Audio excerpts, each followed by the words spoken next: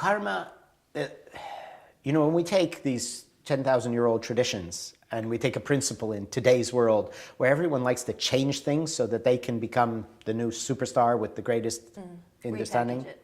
All the repackaging, yes.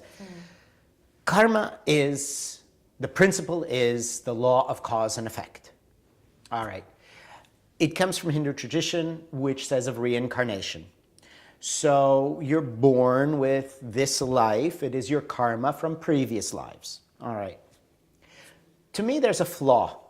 If I suffer now because of actions in a previous life to which I have no recollection of, I'm not really going to learn anything. I'm just going to be bitter and frustrated. So it didn't make sense to me. So I said, well, how does the principle work in a practical sense?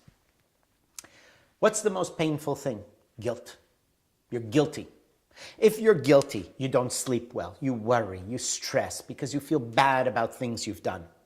So to me, karma is the elimination of guilt to attain a mind that can be peaceful, quiet, and live contently and sleep well.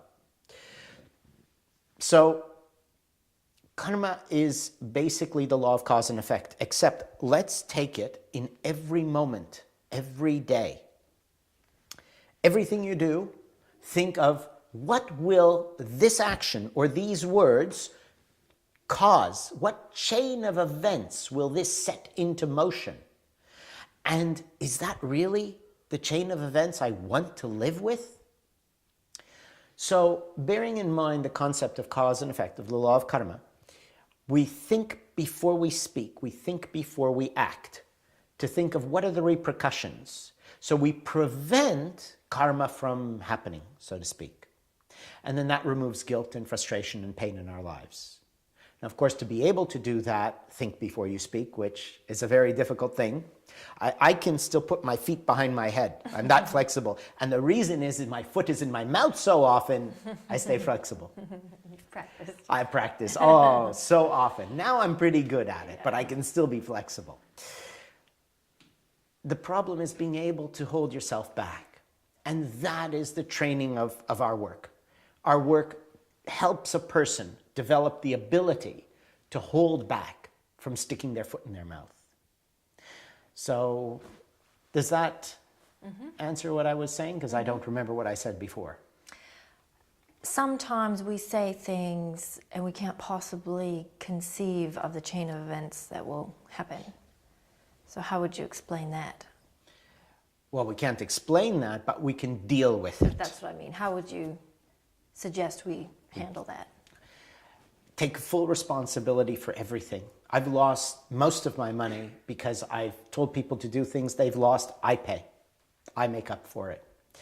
When you accept an attitude of total responsibility for everything you create, and you are willing to fix every bad thing as much as possible.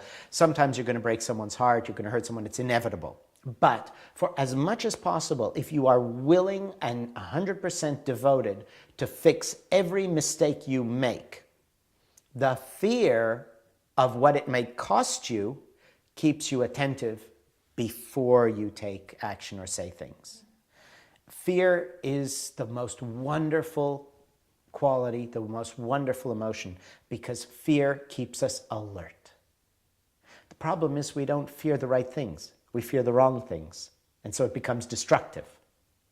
But if we know that you will pay, if you have devoted yourself to take full responsibility, you will fix anything you break, fix anything you've caused to happen, even with another person. The human ego is, of course, doesn't want to lose everything. You want to protect your assets, your possessions, your time. And so, because you want to protect yourself, that will create a fear of doing things which will harm another person. My grandfather raised me with probably the essence of my personality. And it's a Buddhist teaching. Our purpose in life is to help as many people as we can, but above all, never hurt anyone.